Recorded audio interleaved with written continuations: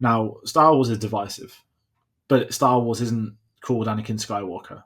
Star Wars isn't called, I don't know, Obi-Wan Kenobi. Star Wars is an entity. It's a Wars in the Stars. It is designed to be a universe. Granted, we have these episodic stories, but you look at George Lucas's origins of this, and it was very much the comic cartoon strips you get in the 30s, serials.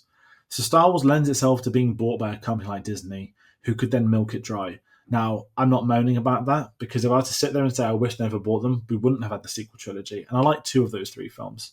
But in terms of the buzz, the reaction, how big it's been, we wouldn't have things like Rogue One. Star Wars wouldn't be around like it is now. We certainly would have had The Mandalorian and or Skeleton Crew, which was great.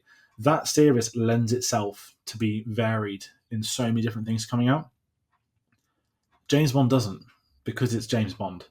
It's a series of books written by Ian Fleming before the films, during the films, technically posthumous with a few sort of other ones that were done. But it isn't the adventures of MI5. Yeah, James Bond's the lead, but here's Q, here's Moneypenny, here's M.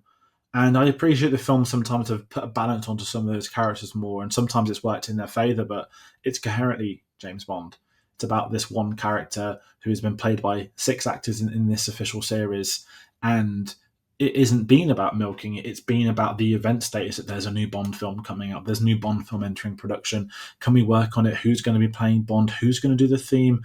Who's going to be the villain? Who's going to play M? Who's going to be Q? There's so much excitement around James Bond because it's an event status film.